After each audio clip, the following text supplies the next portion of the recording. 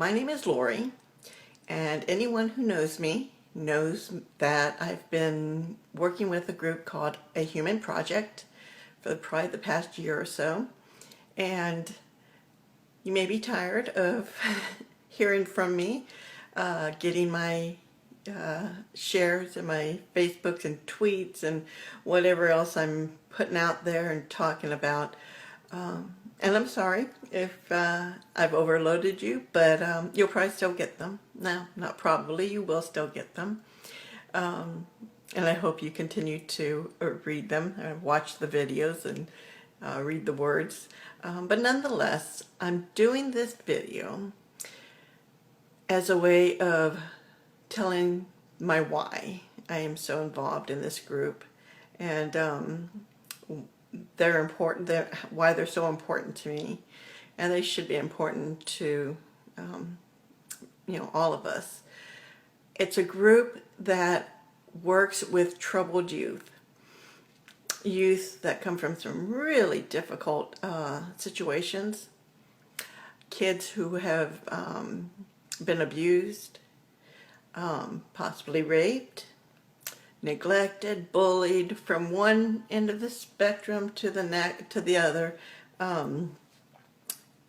They come from all different situations. Lots of them are either suicidal, or perhaps they cut, which I know a lot about. Most people except for my family don't know that.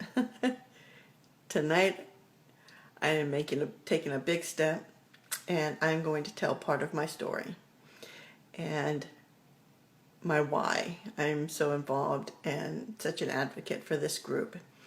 And let me tell you, it's not that I'm an advocate for A Human Project itself. I'm not an advocate for the founders of it. I'm an advocate for the kids. It's just this group is has the tools and the ability to reach so many. I mean, we're talking, they're in 7 different countries right now. They're touching kids all over the place. And so here's my story, or at least part of it. And like I said, very few people know it. Very few people know it. So this, not only is this my first video, but it's going to be a big one. So here we go.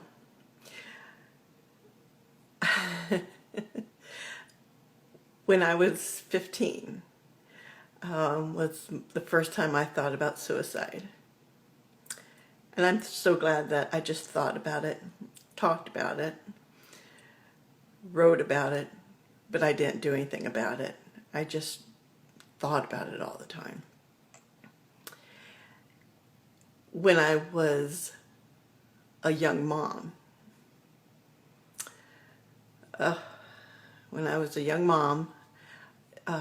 it started when I had my 2 kids, and I just went through a depression, a long depression.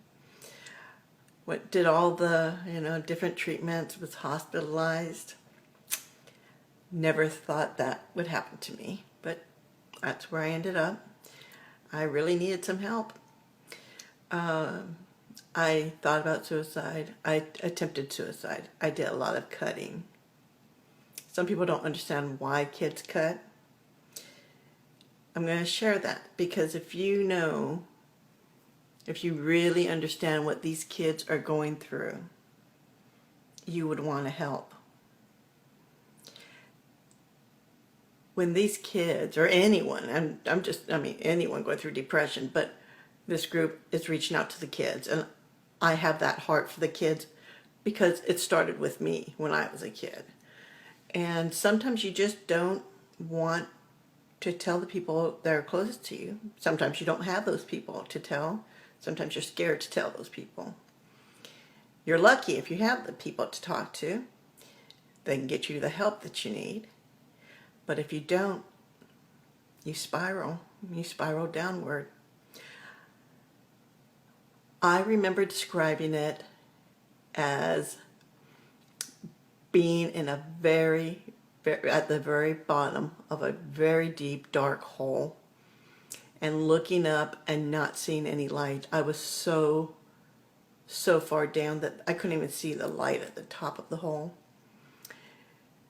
And there's nothing you can do about it if you don't have the right help, the right tools, the right people with the right knowledge, or the right people with the experience. That's a big thing, talking to someone who's got that experience, who has lived through it and come out of it. And I have come out of it. Thank you, Jesus. It's not a religious thing. This is not a religious video. But I did come out of it. But it was a dark place. And it was so dark. And like I said, I'm saying all this not to put the focus on what I went through, but because this is what the kids are going through. I had people who were in the trenches with me, trying to bring me out.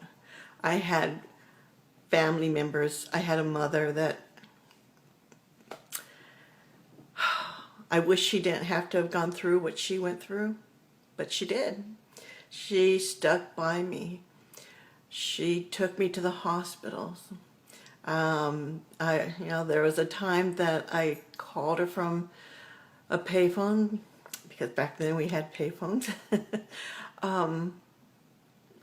And I just said, I need to get either to a hospital or I'm going to end my life. I mean, it was bad. I had a plan and everything. She was visiting. She wasn't even living here. She was visiting, and I put this on her. And I remember the whole thing. I remember her as frantic, getting that call from me and getting a taxi to get to where I was, because she didn't know the area. She didn't, have a way of driving to come to me. It just. But I had that person to call. I'm sorry to my mother that she had to go through that. But I'm so thankful that she was there to get me the help that I needed. And I had other family members. But what about those that don't have that? What about those who either they don't have the parents around, or the parents perhaps are very neglectful? Perhaps they aren't there completely for their kids to listen and talk with their kids for whatever reason. Some of these kids, it's not that they have bad parents, but perhaps it's a single parent or a single grandparent. Perhaps they're working 2 or 3 jobs to support their children, and they're just not there. So whatever their situation is, for whatever reason, if they don't have a person they can talk to, if they don't feel like they can go to the school counselor, and let me tell you, a lot of people don't want to go to the school counselor for many reasons. Especially to talk about, to tell them that they're suicidal. Sometimes it's easier to tell a stranger. It really is. Or to tell someone over the phone. I don't know how many times I called a suicide hotline just to talk and get myself through those feelings that I was just suffocating with. I just needed someone to talk to.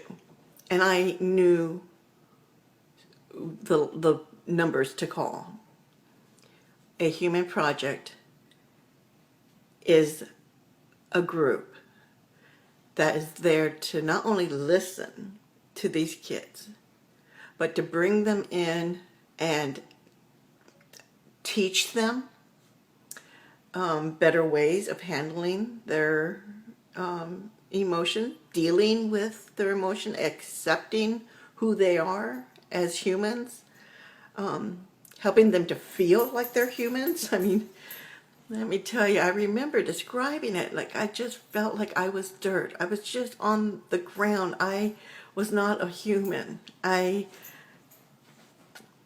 was gone. Mentally, I was gone. So my why I do this stems from my background. And this week I was frustrated. I was frustrated because I've been really involved with the project, but I was frustrated because I know there's so much more they can do. And I just felt like, what else can I do? I want to do more. I want to help. If it's just one more kid, I want to help one more kid. And then it would probably be two more kids. But I just was restless in my spirit, and I just couldn't figure out why it was so important to me. I already do a monthly giving. I already share as much as I can share, as many of you know. And thank you. But it wasn't enough. It isn't enough. It may never be enough, no matter what I do. And it's also frustrating to think, are the other people who are watching the videos and reading the blogs and reading and interacting on Facebook, are they all doing their part, even a small part? I'm not saying everyone needs to get out there and gung-ho and, go fanatic about it, but is everyone doing something? I mean, something, just something. Whether it's volunteering, donating, working with Wes Chapman to bring this to your town, your city, where you can help the youth in your backyard. Are you doing something? I just knew I wasn't doing enough. So I started thinking, why is this bothering me so much? I just was uncomfortable with the whole thing. And then the other day I realized. I looked down at my wrist. I don't know if you can see it or not. Well, from here, probably not. So sorry about that picture. But I still have one last cut, one last scar on my wrist, as a reminder of where I was. I used to cut, and the cuts are all healed up because I used nice sharp blades, and they healed nicely. But one did not heal. I know exactly which one it was. I remember where I was when I did it, and it didn't heal because it wasn't a sharp blade. I was actually in the hospital, and I just could not get that lonely, depressing feeling gone. And I had no sharp objects to cut with.